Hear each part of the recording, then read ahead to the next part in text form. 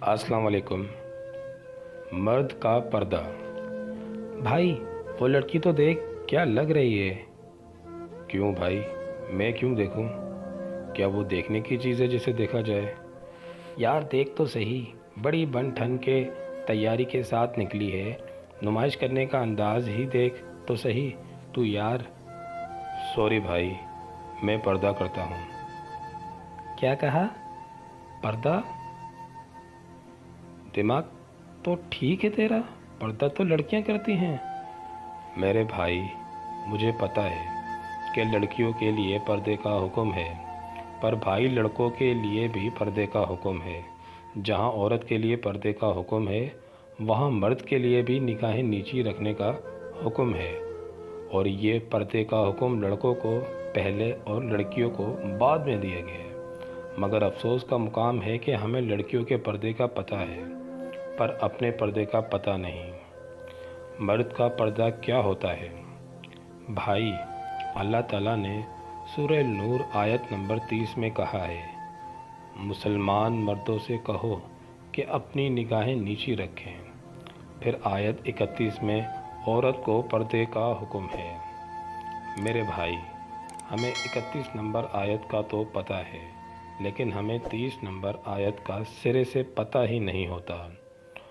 औरत अगर पर्दा नहीं कर रही तो वो अपने ऊपर सरासर जुल्म कर रही है। नामा अमाल तो स्याह हो रहा है, पर कोई ओबाश इसकी इज्जत पे भी हाथ उठा सकता है। इसकी बेपर्दगी की आखिरत में रुसवाई का सामान तो है, दुनिया में भी रुसवा हो सकती है। लिहाजा इसका अमल इसके साथ है।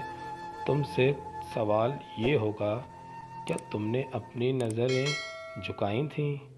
क्या तुमने अपना पर्दा किया था?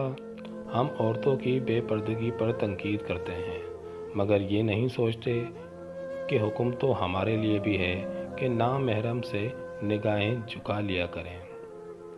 हाँ, बेपर्दा औरत को अच्छे अंदाज से पर्दे की तलकीन कर दो, लेकिन बेपर्दा औरत को इस तरह देखने की इजाज़त आपको किसने दी? अगर औरत ने बेपर्दा होकर अल्लाह का हुक्म तोड़ा है, तो आपने भी इस औरत की तरह इसी तरह देखकर अल्लाह का हुक्म तोड़ा है। अल्लाह हमें समझ अता फरमाए। काश कि ये बात तेरे दिल में उतर जाए। ख्वाहिश सिर्फ़ इतनी है कि कुछ अल्फाज लिखूं जिससे कोई गुमराही के रास्ते पर जाते जाते रुक जाए, ना भी रुके तो सोच में ज़रूर पड़ जाए। आपके एक सब्सक्राइब करने से आपका कुछ नहीं जाता, लेकिन मेरी ज़िंदगी बन जाएगी।